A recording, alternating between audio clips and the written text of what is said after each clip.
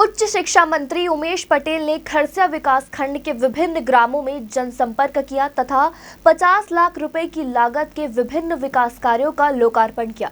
उन्होंने जोबी में स्वीकृत कॉलेज भवन का शिलान्यास किया तथा वनखंड काफरमार में आयोजित वन महोत्सव में भी शामिल हुए।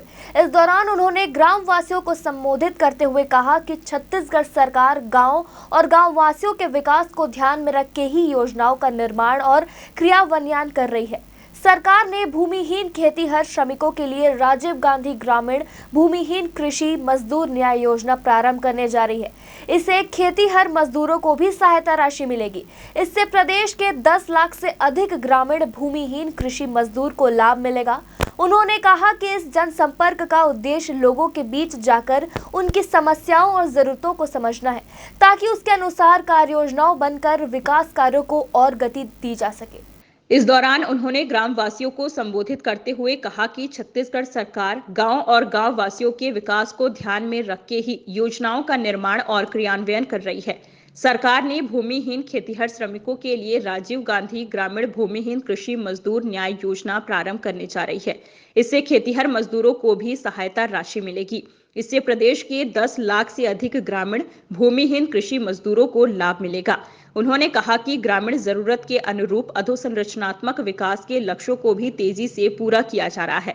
उन्होंने कहा कि इस जनसंपर्क का उद्देश्य लोगों के बीच जाकर उनकी समस्याओं और जरूरतों को समझना है, ताकि उसके अनुसार कार्य योजना बनाकर विकास कार्यों को और गति दी जा सके।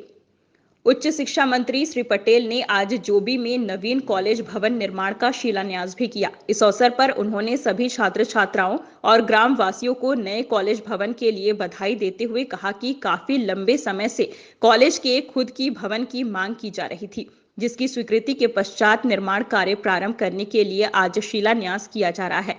जल्द ही यहां पर छात्रों को स्वयं का सर्व सुविधा युक्त भवन मिलेगा। इसके साथ ही पुसौर में भी कॉलेज भवन का निर्माण शुरू किया गया है। कि वन अधिकार पट्टा जो मतलब मिले है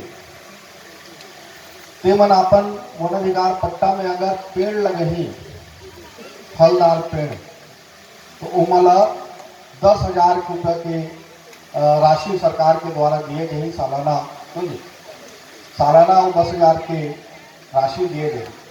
तो वन अधिकार पट्टा जो मतलब मिले है ते मन वो काम ला कर सकत है। और एक अलावा उच्च शिक्षा मंत्री श्री पटेल ने झरिया डुग्गू नारंगी वन खंड काफरमार में वन विभाग द्वारा आयोजित वन महोत्सव में शामिल हुए। यहां उन्होंने आम का पौधा रोपा। इस अवसर पर उन्होंने कहा कि शासन लगातार पर्यावरण संरक्षण के साथ वनांचल में रह रहे लोगों के आजीविका संवर्धन की दिशा में कार्य कर रही है। वन क्षेत्रों में रहने वाले लोगों के आजीविका का प्रमुख साधन वन उपज है। शासन ने इसके समर्थन मूल्य में वृद्धि की है।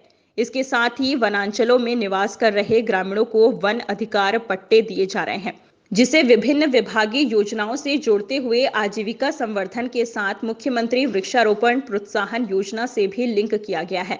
वन अधिकार पट्टाधारी अपनी जमीन पर पेड़ लगाते हैं तो उन्हें प्रति एकड़ 10,000 की राशि दी जाएगी। ये सब योजनाएं ग्रामीण अर्थव्यवस्था को मजबूती प्रदान करने के उद्देश्य से शुरू की गई है। इस दौरान यहां वन विभाग द्वारा 2 हेक्टेयर क्षेत्र में 1600 पौधों का रोपण किया गया।